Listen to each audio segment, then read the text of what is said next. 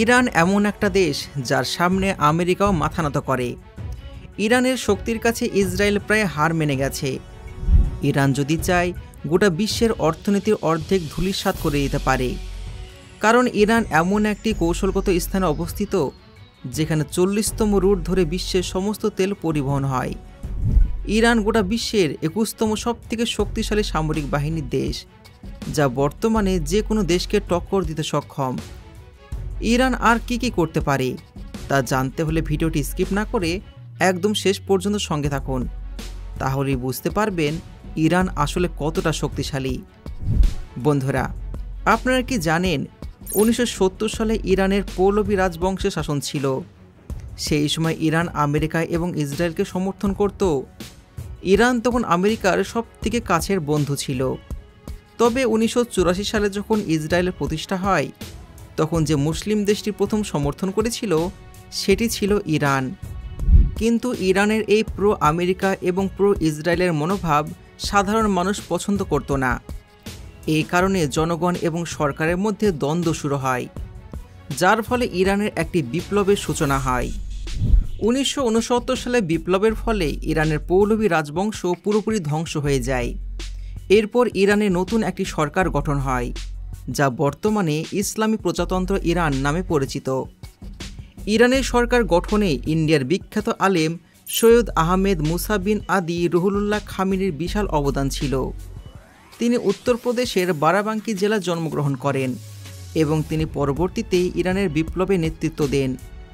Ruhullah Khamenei ইরানের সর্বোচ্চ নেতা হিসাবে ক্ষমতায় আসার পর দেশটি সাফল্যের পথে এগিয়ে যেতে শুরু করে। তবে এই সাফল্য আমেরিকা এবং তার প্রতিবেশী দেশগুলো মোটেও পছন্দ করছিল না। বিশেষ করে যখন ইরান তাদের পরমাণু প্রকল্প শুরু করে, তখন তাদের বিরুদ্ধে কঠোরতম বিরোধিতা শুরু হয়। ইরানের শীর্ষ বিজ্ঞানীদের একের পর এক হত্যা করা হয়। আমেরিকা কখনোই চায় না যে ইরান একটি পরমাণু শক্তিধর দেশ হয়ে উঠে আসুক। এই কারণে আমেরিকা ইরানের বিরুদ্ধে বিভিন্ন নিষেধাজ্ঞা আরোপ করতে শুরু করে এবং তাদের উন্নয়নের পথে বাধা সৃষ্টি করে। কিন্তু এই নিষেধাজ্ঞা ইরানের মনোবলকে কখনো থামাতে পারেনি, বরং ইরান আরও দৃঢ় প্রতিজ্ঞায় এগিয়ে চলেছে। এখন যদি আপনি ইন্টারনেটে ইরানের কারেন্সি দেখেন আর আমাদের কারেন্সির সাথে তুলনা করেন, তাহলে দেখতে পাবেন ইরানের কারেন্সিকে কতটা দুর্বল করে দিয়েছে। আমাদের ইন্ডিয়ান 1 টাকা সমান ইরানের 500 টাকা। মানে আপনি যদি ইন্ডিয়া থেকে ইরানে 1000 টাকা নিয়ে যান, ওখানে নিয়ে গিয়ে 5 লাখ টাকা হয়ে যাবে। মানে বুঝতেই পারছেন আমেরিকা ইরানকে কতটা চাপের মধ্যে রেখেছে। কিন্তু ইরান আমেরিকার কোনো ধার ধারে না। ইরান একাই 100 হিসাবে কাজ করে। আর তারা কিভাবে করে চলুন আপনাদেরকে জানিয়ে দিই। বর্তমানে রিপোর্টার এবং নিউজ চ্যানেলগুলো জানাচ্ছে যে ইরান বিশ্বের দ্বিতীয় মুসলিম দেশ যাদের কাছে পরমাণু শক্তি রয়েছে। তবে ইরানের সবচেয়ে বড় শক্তি কোথায়? ইরানের ভৌগোলিক অবস্থান তাদের অন্যতম বড় শক্তি। এই দেশটি তেল এবং খনিজ সম্পদে ভরপুর। ইউরোপ এবং অন্যান্য বহু দেশের 40% তেলই ইরানের মাধ্যমে পরিবহন হয়। এই গুরুত্বপূর্ণ রুটের ওপর আমেরিকা সবসময় নজরদারি চালিয়ে যায় এবং যুদ্ধের সৈন্য মোতায়েন করে রাখে, কারণ এই রুটে কোনো ব্যাঘাত ঘটলে পশ্চিমা দেশগুলো, বিশেষ করে ইউরোপীয় দেশগুলো মারাত্মক ক্ষতির সম্মুখীন হবে। তেল বর্তমানে এখন এমন একটা সম্পদ যা যে কোনো দেশের জন্য সবচেয়ে বড় শক্তি হিসাবে কাজ করে, আর আমেরিকাও এটা ভালো করে বুঝে গেছে। এবার চলুন দেখে আসি ইরানের সামরিক প্রভাব। প্রচলিত আছে যে লেবাননের হিজবুল্লাহ এবং ফিলিস্তিনের হামাস সংগঠনকে ইরান অস্ত্র সরবরাহ করে থাকে। কয়েক দশক ধরে হামাস ইরানের দেওয়া মিসাইল ব্যবহার করে আসছে, আর এই বিষয়টি বিশ্ববাসীর জন্য একটা বিস্ময়কর কারণ হয়ে দাঁড়িয়েছে। সবচেয়ে অবাক করার বিষয় হলো একটি শিয়া প্রধান দেশ কীভাবে সুন্নি সংগঠনগুলোকে সাহায্য করতে পারে। ইরানের এই কৌশল এবং সামরিক শক্তি আজ গোটা বিশ্বে আলোচনার বিষয়। যেখানে ফিলিস্তিনের কথা উঠে আসে, সেখানে সমস্ত বিভেদই তুচ্ছ হয়ে যায়। ফিলিস্তিনের প্রতি সমর্থন দিতে ইরান সবসময় সামনে এগিয়ে আসে। ইরান একটি তুলনামূলকভাবে ছোট দেশ হলেও তার সামরিক এবং কৌশলগত শক্তির কারণে আমেরিকার মতন বড় দেশের শক্তির সঙ্গে তুলনা করা হয়। ইরানের বার্ষিক প্রতিরক্ষা বাজেট $3 বিলিয়ন। এর বিপরীতে আমেরিকার প্রতিরক্ষা বাজেট $578 বিলিয়ন এবং সৌদি আরবের বাজেট ইরানের চেয়ে বহুগুণ বেশি। তবুও ইরান তার সীমিত সম্পদ দিয়ে নিজস্ব প্রতিরক্ষা ব্যবস্থাকে এতটাই শক্তিশালী করে তুলেছে যে বড় বড় শক্তিশালী দেশও তাকে হুমকি হিসাবে বিবেচনা করে।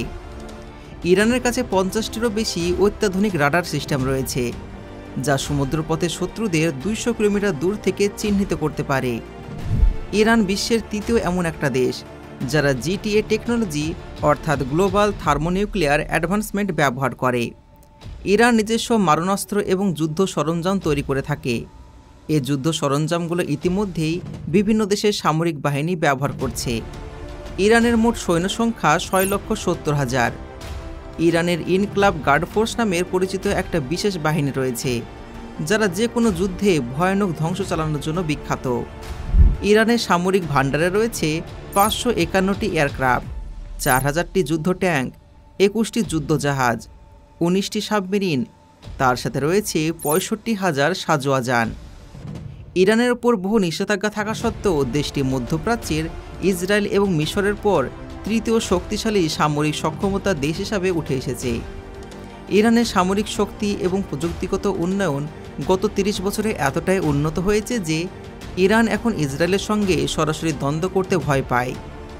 ইরান মাত্র কয়েক বছরের মধ্যেই শর্ট রেঞ্জ এবং লং রেঞ্জের মিসাইল প্রযুক্তিতে বিপুল উন্নতি ঘটিয়েছে।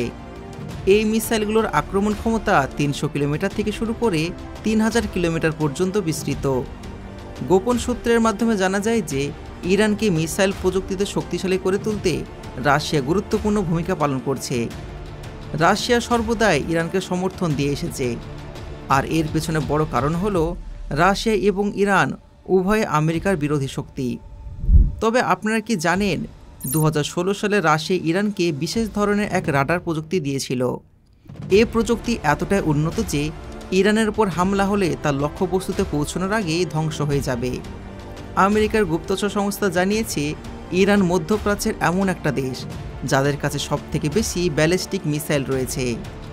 ইরানের কাছে এমন হাইপারসনিক মিসাইল রয়েছে যা শব্দের চেয়েও দ্রুত গতিতে যে কোনো লক্ষ্যবস্তুতে আঘাত করতে সক্ষম। এই মিসাইলগুলো আক্রমণের জায়গা সম্পূর্ণ ধ্বংস করতে পারে।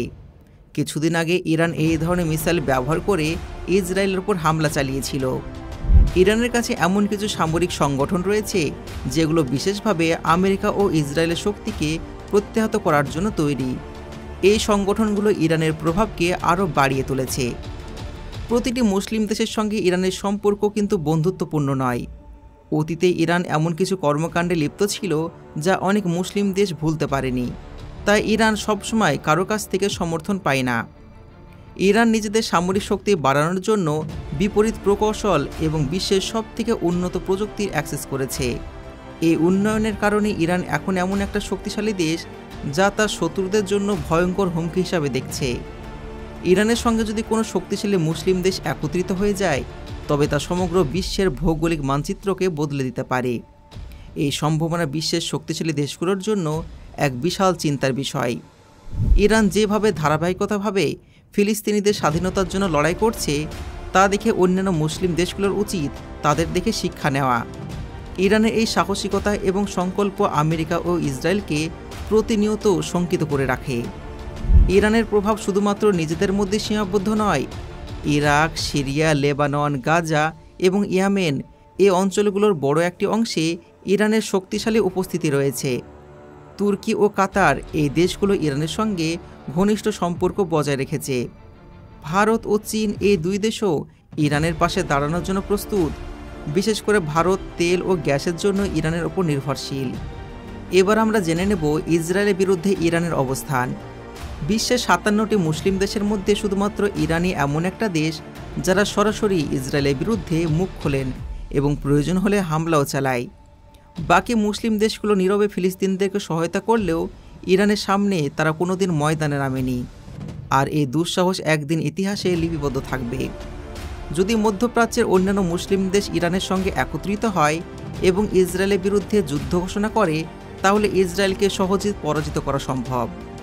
বর্তমান পরিস্থিতি ঠিক এই সম্ভাবনার দিকে ইঙ্গিত দিচ্ছে যে ইসরায়েলের খেল খুবই তাড়াতাড়ি খতম হতে চলেছে। তবে বন্ধুরা, আপনার মতামত কি অবশ্যই কমেন্ট করে জানাবেন। আর আজকের ভিডিওটা সেই সমস্ত মানুষের সঙ্গে শেয়ার করুন যারা মনে করছেন ইরান একটি দুর্বল দেশ। যদি আজকের ভিডিও ভালো লেগে থাকে ভিডিওতে লাইক করুন, আপনি কাকে সাপোর্ট করেন সেটা কমেন্টে জানান। দেখা হচ্ছে পরবর্তী ভিডিওতে। ধন্যবাদ।